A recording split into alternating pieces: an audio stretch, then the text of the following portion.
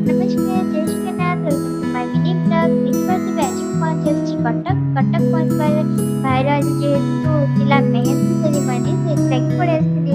ଏପଟେ ସୂର୍ଯ୍ୟଙ୍କର କିଛିଟା ଫଟୋ ଉଠେଇଲେ ଏତେ ସୁନ୍ଦର ଦେଖାଯାଉଥିଲେ। ସେପଟେ ଏପଟେ ଆମର ରୋଷେଇବାସ ଚାଲିଥିଲା। ତାପରେ ସେଠୁ ମୁଁ ଚାଲିଲି ନାନୀ ପାଖକୁ।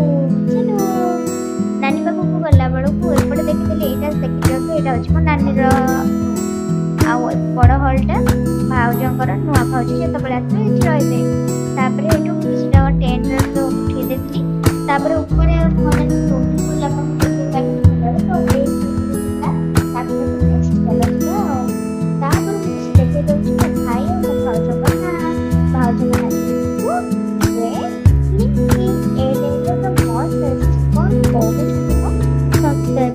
ତାପରେ ଚାଲିଲି ନେକ୍ସଟ ଯୋଉଠି ଆମର ମେହେନ୍ଦି ସେରିମନି ହବାକୁ ଯାଉଥିଲା। ତାପରେ ଯେହେତୁ ଆମେ ଦିନବେଳେ ଆସିକି ପହଞ୍ଚିଗଲୁଣି ଏପଟେ ଦେଖିଥିଲି ଟେଣ୍ଟ କେତେ ବାଟ କ'ଣ ଗଲାଣି ହେରି। ଦେଖିଲା ବେଳକୁ ଅଧା ଆଜି ସମ୍ପୂର୍ଣ୍ଣ ହେଇଛି। କାଲି ଯେହେତୁ ହଳଦୀ ହବ ସେଇଥିଲାଗି ହଳଦୀ ପାଇଁ ସବୁ ଜିନିଷ ଆସିଛି। ଏପଟେ ଦେଖିଥିଲି ଟେଣ୍ଟ, ଚାଲ ଦେଖିବା ପୁରା ଟେଣ୍ଟଟା କେମିତିଆ। ବେଦର ଜୁଟିୱାର୍ସ ଅନିତା ଦେଖିପାରୁଥିବେ କେତେ ସୁନ୍ଦର ଭାବେ ଭଲ ଦେଖାଉଛି ନା ଫଟୋ ଏଇଟା। ତାପରେ ଏଠୁ ଦେଖିପାରୁଥିବେ ଏଇ ମହଲାରେ ମୁଁ ରହୁଥିଲି। ନେକ୍ସଟ ଏଠିକି ଆସିଥିଲି। ତାପରେ ଏଠୁ ଏଠିକି ବ୍ଲକ୍ ପାଇଁ। ତାପରେ ଏଠି ଦେଖିପାରୁଥିବେ କେଡ଼େ ବଡ଼ ମହଲାର ମା କେତେ ପଇସା ଖର୍ଚ୍ଚ ହେଇଥିବ। ତାପରେ ଏଇଟା ମେହେନ୍ଦି ସେରିମନିର ଫଟୋ। ତାପରେ ଚାଲ ଦେଖିବା ମେହେନ୍ଦି ସେରିମନି କେତେ ସୁନ୍ଦର ଭାବେ ପାଳନ ହେଉଛି।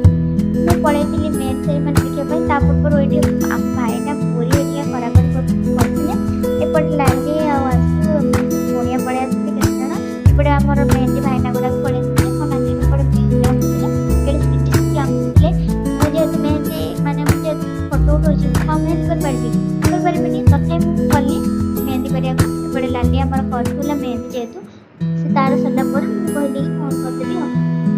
ତାପରେ ବାରି ମୋତେ ସେଟା ପୋଜ୍ ଉଠା, ମୁଁ କହିଲି ଆଉ କରିପାରିବିନି ରହିଯିବ ମୁଁ ମେହେନ୍ଦି କରିସାରିଲି। ତାପରେ ସେଠୁ ମୁଁ ପଳେଇ ଆସିଲି ମେହେନ୍ଦି କରିବା ପାଇଁ। ଦେଖିଲା କେତେ ସୁନ୍ଦର ଭାବେ ମାନେ ଇଏ କେତେ ସ୍ପିଟି ଭାବେ ମେହେନ୍ଦି କରିଦେଇଥିଲେ। Wow this beautiful. ଆଉ ପିସ୍‌ଟାନି ଆଉ ମୋ ମାମା ମେହେନ୍ଦି କରିଥିଲେ। ତାପରେ ସେଠୁ ଆମର ନାଚ ଷ୍ଟାର୍ଟ ହେବାକୁ ଲାଗିଗଲା। ତାପରେ ମୁଁ କ'ଣ କରୁଛି ଆପଣ ମାନେ ଦେଖିପାରୁଥିବେ ଆଉ।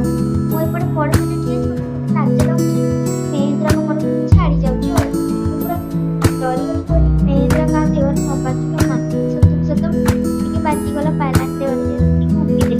ତାପରେ ଏଠୁ କହିଲି ନାଚ ଷ୍ଟାର୍ଟ କଲି। ଦେଖିକି ଷ୍ଟାର୍ଟ କଲି ନା ହବ ହେଲା ଏଠୁ ପଳେଇ ଆସିଲି ଆଉ।